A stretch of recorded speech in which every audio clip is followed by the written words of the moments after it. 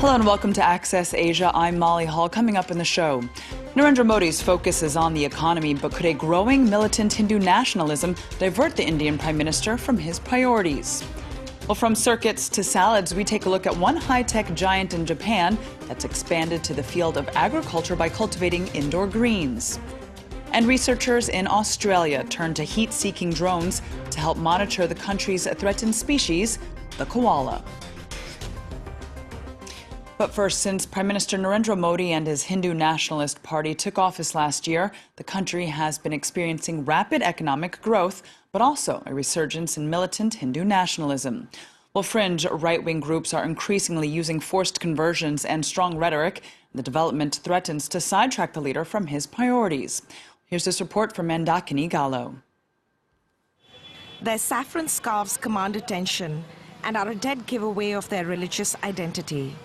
This Hindu vigilante group is on its way to a village to deal with a disturbing matter that has come to its attention. We've been hearing rumors about how some families here were forced to convert to Christianity a few days ago. We've come here to find out on what basis they converted. They're well known in the area for their hardline religious views and their strong network of informers. Soon, the villagers rush out to assure them that everything's in order. I told them we're Hindu and don't want to convert, but they came anyway and said we should become Christian. As it turns out, no Hindus were converted here, although missionaries have been preaching to the community for over a year, a practice not forbidden by law. We're willing to die for our faith. We won't let one Hindu change their religion. Aju Chauhan rose to fame in December 2014 when his group organized a mass conversion of 15 Muslim families. Converted to another faith. Now, while questions here are being raised if this conversion was voluntary or forced, the opposition is demanding... Hindu extremists call it homecoming, the return to Hinduism of people whose ancestors adopted Islam centuries ago. Reports soon began emerging from across the country of similar reconversions. Giving it their own twist. We went to Agra to meet the community of Muslim rag pickers who were the first to be reconverted. Shahida was one of them. She says that a few months ago, a Hindu group invited all of them to a routine ceremony. They told us they'd be handing out ration cards, and so we agreed to attend the ceremony. Because we're poor, we thought the card would be useful to buy food. We had absolutely no idea that they'd be converting us to Hinduism.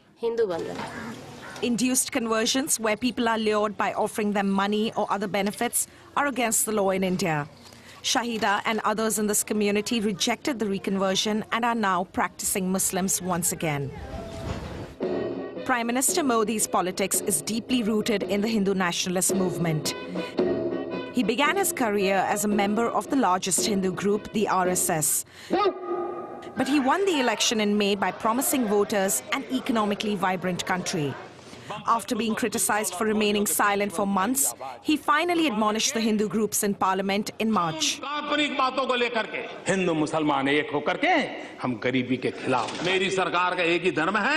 India first. Hindu groups have also begun to use public education as a tool for indoctrination. Leading the charge is 86-year-old Dinanath Batra, member of a government committee to reform India's education policy. He recently helped introduce the Hindu holy book, the Gita, as part of the school curriculum in one state. If you want to build character, you cannot do it without religion. So you should have religious studies. We need value-based education, and the first step to do this is to completely rewrite all textbooks. Hindu groups used their vast network to mobilize support for Prime Minister Modi in the general election in 2014. Keeping them under control may now prove to be a huge challenge for his government.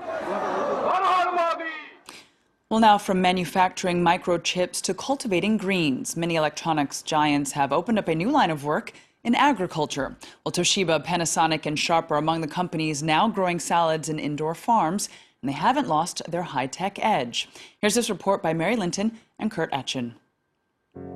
Toshiba is best known for its TV sets, its computers, and its semiconductors. But these days, one of the world's best-known electronics giants is exploring a new product category, salads. For the past few weeks, this Toshiba facility has been growing 8,000 salads a day. The vegetables are given as much high-tech, tender-loving care as any circuit board ever was, and hygiene measures are every bit as strict as they would be on an electronics production line. We wash and sterilize our hands, and then the pressure in the clean room and outside are differentiated. So if any dust tries to come in, the pressure will not allow it.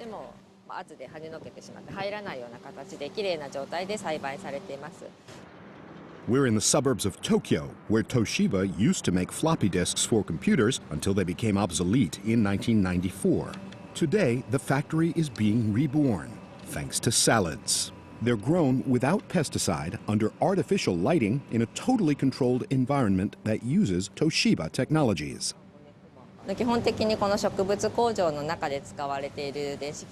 Basically, all the electronic devices that we have here in this plant, the lighting, the air conditioning, the tablets, they were all made by Toshiba technology.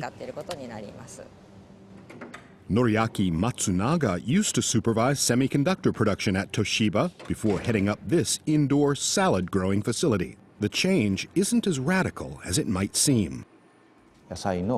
When I was in charge of the semiconductor processing and development, I was focusing on optimizing the temperature, the light, and chemicals. And now, it's the same.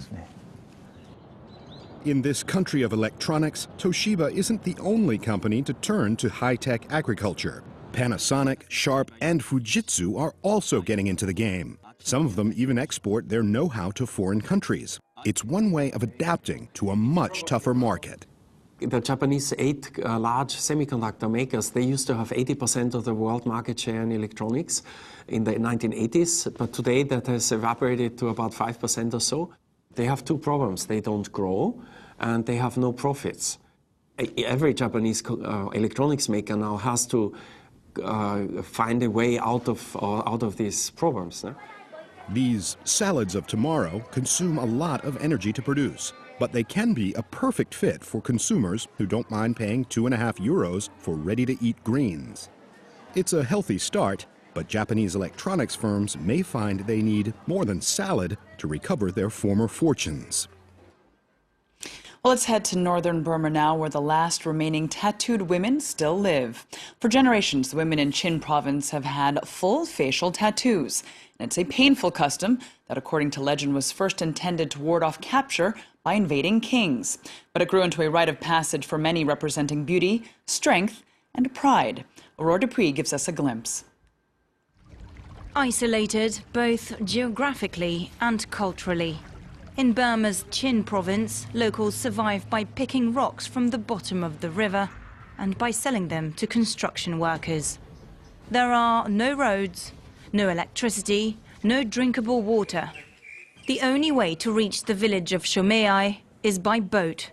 Some 400 inhabitants live here, amongst them the few remaining tattooed faces of Burma. Since the 16th century, women have followed this ritual for an unexpected reason.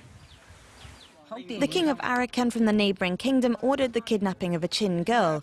She was beautiful and he forced her to become his wife, so the Chin community decided that each girl aged 9 or 10 would be tattooed to make themselves look ugly. Renowned for their beauty, Chin women were forced to cover their faces with a spiderweb pattern. It was extremely painful. They tied our hands and 2 people had to hold us down as the tattooer poked our faces with needles.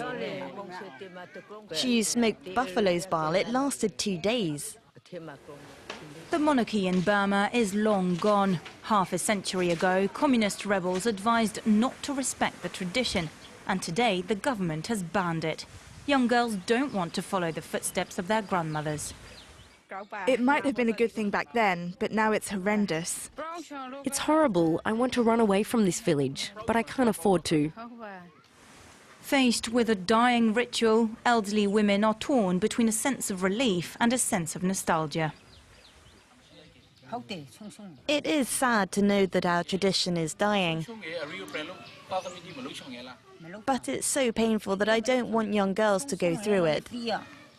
Across the region, villagers had their own tattoo patterns. Spiderwebs, lines and dots. Many saw their face tattoos as their identity.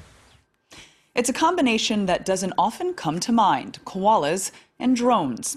While usually sleeping or casually feasting on eucalyptus leaves, the marsupials aren't always easy to spot. And that's why researchers in Australia have turned to new technology to monitor the animals. This as conservationists warn as few as 45,000 koalas could be left in the wild. Michelle Harrison-Pless has more. We have liftoff. Researchers in Australia are using these heat-seeking drones to monitor the koala population. Fitted with infrared cameras, the drone's special software helps distinguish the koalas from other animals. We're a little bit sceptical that it would work, but when we saw the images come through, we saw the koalas are very distinct compared to the trees and the environment. So we thought, yes, this is absolutely a proof of concept that it could work. Koala numbers had always been monitored from the ground. After all, they're not known for their speed. But this new technology will lighten the workload. This will drastically reduce the manpower, will greatly increase the area that can be covered to survey koalas, in areas where people may not be able to walk through because of dense undergrowth. Researchers say the data could be used to study other aspects of koala management, such as behaviour, reintegration and health. Australia's koala population is dwindling, so it's hoped the drone program will help authorities better understand their numbers while contributing towards their conservation. Well, that's it for this edition. We'll see you next time on Access Asia.